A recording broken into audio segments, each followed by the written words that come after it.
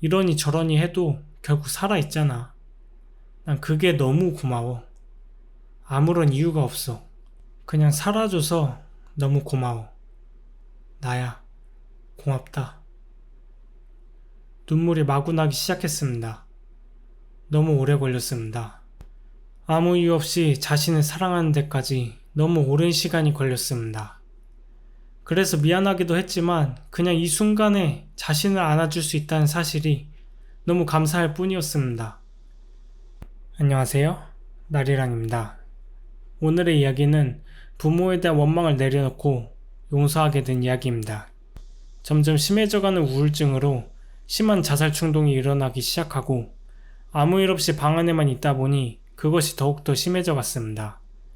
정말 스스로 목숨을 끊을 것 같다는 두려움에 저는 알바를 시작했습니다. 하지만 그것은 또 다른 고난의 시작이었습니다. 알바를 하기 전까지는 몰랐던 대인기피증이 올라왔습니다.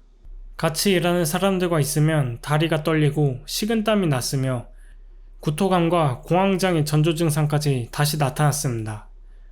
과연 알바를 한다고 내가 지금 겪는 심적 괴로움에서 벗어날 수 있는 게 맞는지 점차 확신이 없어졌습니다.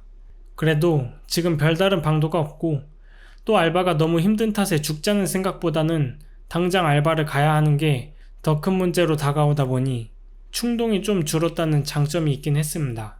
때문에 지금 행위가 앞으로 도움이 될지 안 될지는 모르지만 일단은 계속 해보자고 생각했습니다.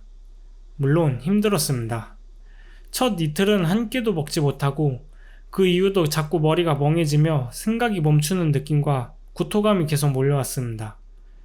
그래도 인간은 적응의 동물인 것인지 날이 갈수록 스트레스가 줄기 시작했습니다. 같은 사람들을 계속 만나고 또 그분들이 저에게 친절히 잘 대해주니까 사람을 만나는 것에 대한 스트레스가 많이 줄었습니다. 한두 달간은 알바처 문 앞에 서면 헛구역질을 하긴 했습니다만 그럴 때마다 아무것도 아니다라는 말을 매일 되뇌이다 보니 결국에는 헛구역질이 나왔습니다.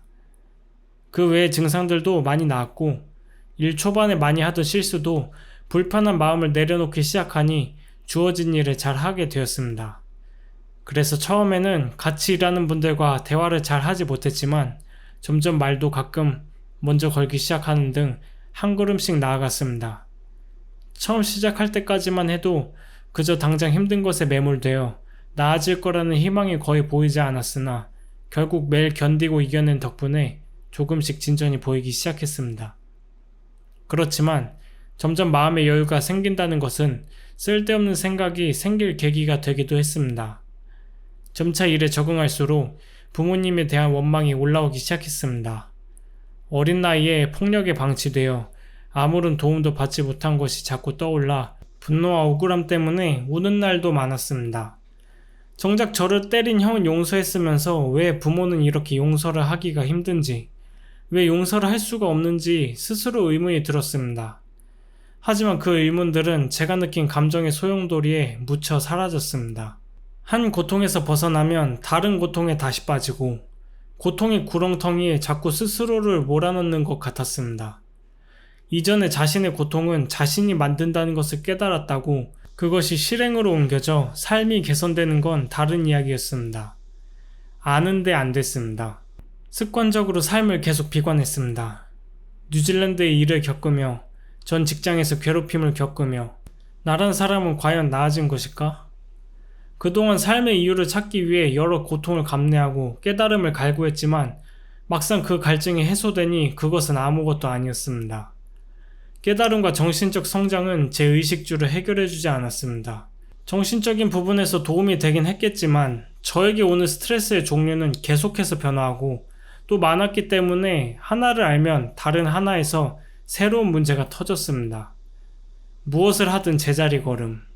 그것이 제 삶이었습니다. 다람쥐 쳇바퀴 굴리는 삶에서 벗어나려 해봤자 저는 언제나 손바닥 안에 존재했습니다. 다시 무기력해지기 시작했습니다. 알바를 하면서 제 삶이 변화된 것은 그저 돈을 번다는 것뿐. 돈이 중요하긴 하지만 지금의 저에겐 그것이 삶의 동력을 주지는 못했습니다. 하지만 기회는 언제나 절망과 포기의 순간에 찾아오는 법. 끝이 없을 것만 같은 어둠 속에서의 걸음은 한순간 빛을 맞이합니다. 여느 때와 같이 알바를 하러 가는 날이었습니다. 오늘 같이 알바하는 분은 20대 초반이셨는데 이제 면접에 합격하여 호텔에서 케이크를 만드는 일을 하게 된 분이었습니다. 왠지 그분을 보면 제 생각이 났습니다. 20대 초에 저도 호텔에서 베이킹은 아니어도 주방 보조를 했었으니 왠지 모를 동질감이 느껴졌습니다. 때문에 그분께 감정이 조금 이입되었고 주방 일이 힘든 걸 잘 알기에 걱정이 되기도 했습니다. 그분은 그때가 취직한 지 2주 정도 되는 시점이었고 알바는 오늘이 마지막이셨습니다. 저는 왠지 모를 오지랖을 부리고 싶어졌습니다. 이제 막 사회생활을 시작하는 초년생이 부디 저처럼 망가지지 않고 잘 이겨냈으면 좋겠다는 희망이 있었습니다. 제가 망가진 탓에 대리만족을 하기 위함인지는 모르겠지만 저도 모르게 직장 생활에 대한 조언을 하기 시작했습니다.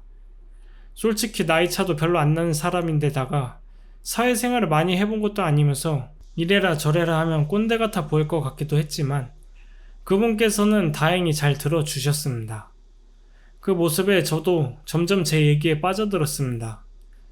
저도 모르게 뉴질랜드에서 겪었던 일들을 털어놓기 시작하며 부당함에 대해 어떻게 대처해야 하는지, 그런 것에 굴복하지 않고 자신을 지키는 방법과 도망치는 것도 하나의 방법이라며 돈도 중요하지만 돈에 휩쓸려 삶이 망가진다면 의미 없는 거라고, 항상 자신과 삶이 우선시 되고 그것을 위해 일을 하는 것이니 일과 삶이 양립할 수 없다면 삶을 선택하라고, 마치 제가 저지른 잘못들에 대한 후회를 푸념하듯 말을 뱉었습니다.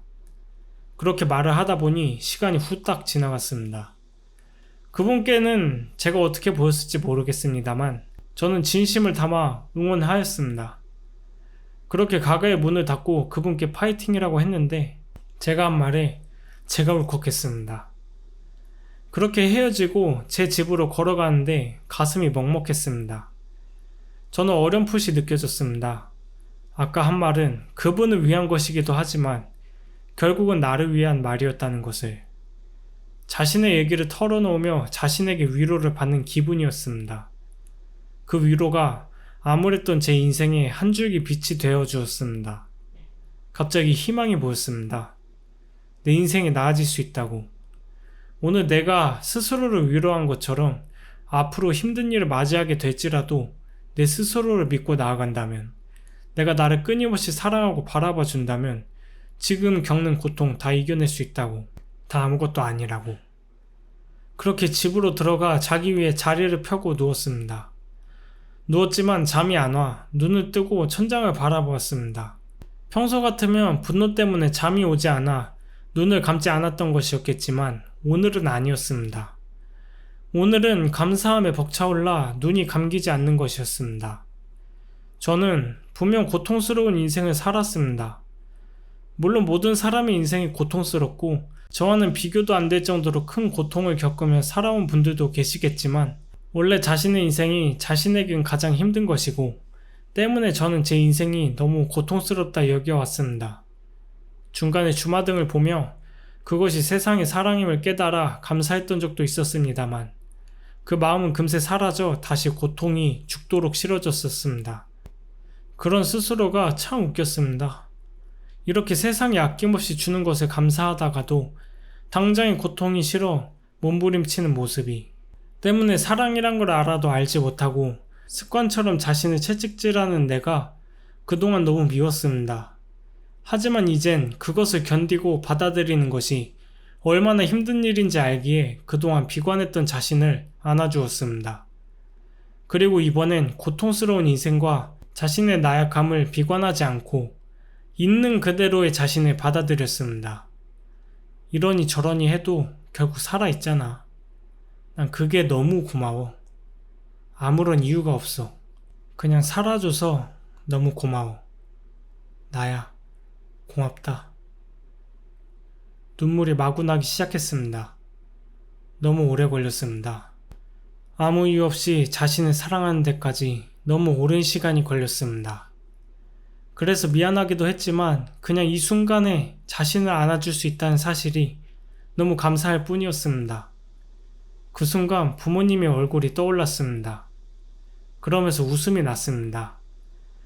제가 부모를 용서하지 못했던 이유, 다른 모두를 용서하지 못했던 이유를 깨달았기 때문입니다.